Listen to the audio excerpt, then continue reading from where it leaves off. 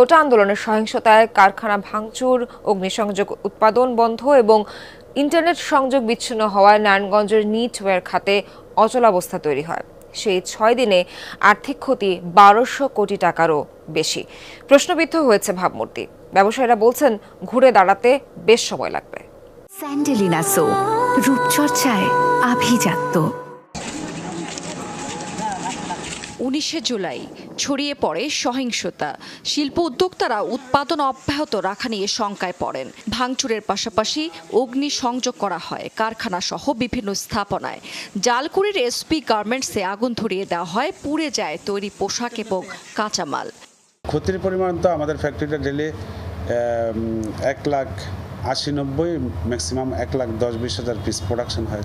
এই জায়গায় তো অনেক টাকা ক্ষতি হয়ে যায় পার ডে। প্রায় 8-10 দিন তো বন্ধই ছিল, এখনও প্রায় বন্ধ না। এখন আমরা টুকটাক চলতেছে, কারণ ফেব্রিকের, তারপর নিটিংয়ের, এগুলার কিছু গ্রে ফেব্রিক ওরা নষ্ট করে ফেলছে। শুধু এসবি গার্মেন্টসই নয়, সানারপাড় এলাকার আব্দুল কাদের মিয়ার গার্মেন্টস সহ বিভিন্ন ব্যবসা প্রতিষ্ঠান পুড়িয়ে দেয় দুর্বৃত্তরা। সহিংসতার কারণে 6 দিন গার্মেন্টস বন্ধ রাখেন উদ্যোক্তারা।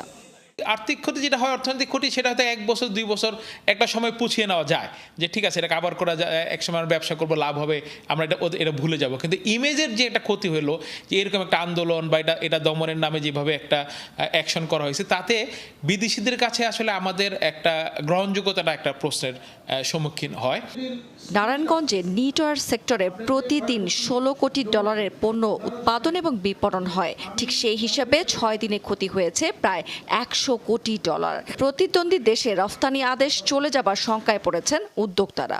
এই কয়েকদিন যখন ইন্টারনেট সম্পূর্ণ বন্ধ, যেমন আজকেও কিন্তু এখনো আমরা ইন্টারনেট এখনো পুরোপুরি আমরা সচল পাই না। তো এই যে কমিউনিকেশনটা নিয়ে যে সমস্যা, এইটা আমাদের জন্য সবচেয়ে বড় ক্ষতি হয়ে দাঁড়িয়েছে। কারণ বাইরেরা কমিউনিকেশন না পাওয়াতে তারা কিন্তু এই সময় ভিন্ন দেশে, অন্য কোনো দেশে অর্ডারগুলি প্লেস করেছে।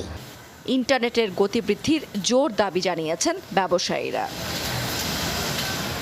রাবেয়া স্মৃতি, যমুনা নিউজ।